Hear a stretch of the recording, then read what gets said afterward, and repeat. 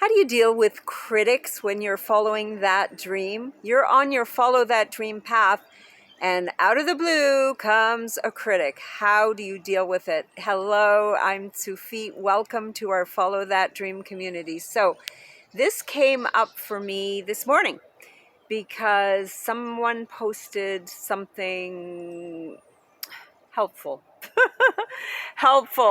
critical, online, critical of what I was doing. And my first instinct was one of the things that I'm going to tell you not to do. And I'm going to tell you a couple of things, maybe 5. Let's do 5 things you can do to deal with critics. Number 1 is the most obvious. Put them on mute. Grab yourself a really good pair of earplugs and put them on mute. You put those blinders on. I'm trying to think of some more metaphors, because when you're following that dream, you already have your own inner critic. The last thing you need is helpful criticism from other people. So that's number 1. Stick in some earplugs. But number 2, there's this concept in the 12-step groups: take what you like and leave the rest. There might be something really helpful in that criticism. Not always, not often, but there might be something really useful to you in that criticism. So examine it first before you do number 1, before you stick them on mute. So I should have reversed the order of those.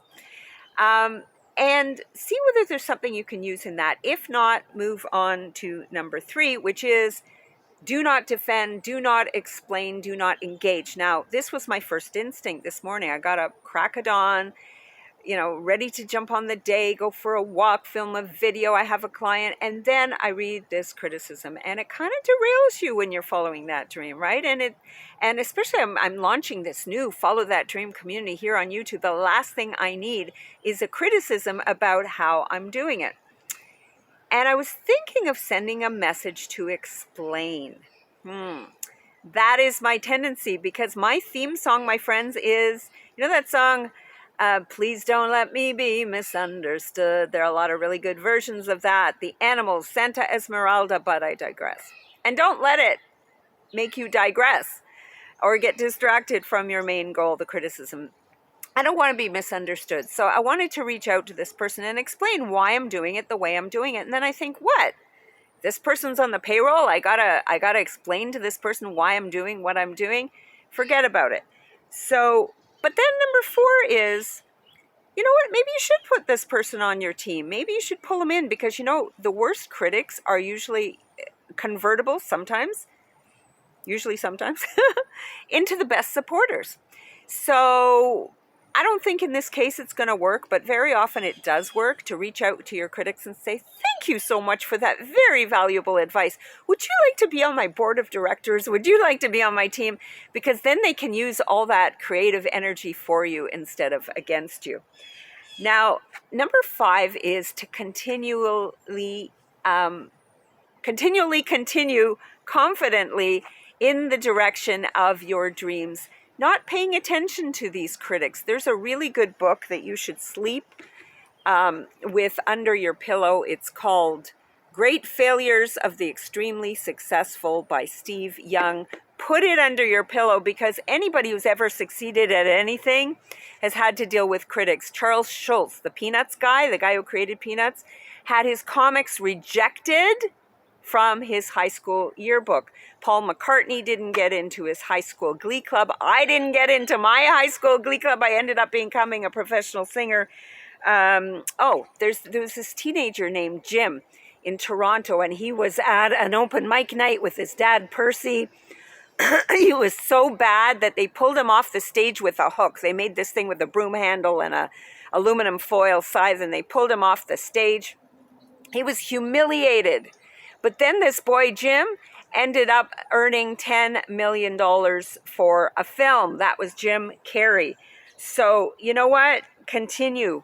Elvis Presley was told by somebody at the Grand Ole Opry, hey, fella, you should go back to driving that truck. Can you imagine if he did?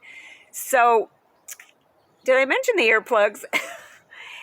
And here's a bonus tip. I promised you 5. I gave you 5. Maybe I didn't number them, but I did.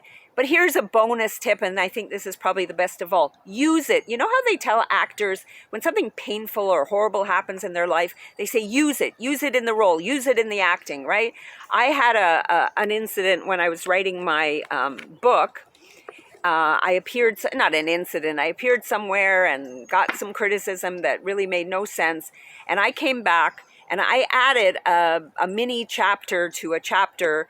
I had a chapter already about what to do about the critics, but I added one about how you have to have a thick skin. Use it. So what did I do today? I woke up, I got this criticism, and I said, you know what?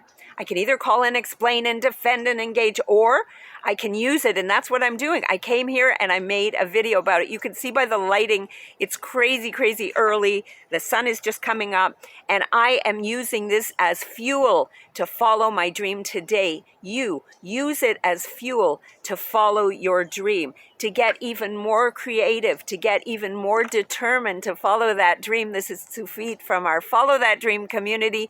Leave me a comment. Tell me what criticism you've encountered on the path to follow your dream, what you did about it, how you dealt with it. I hope you'll hit like, comment, subscribe, and I will see you in our Follow That Dream community.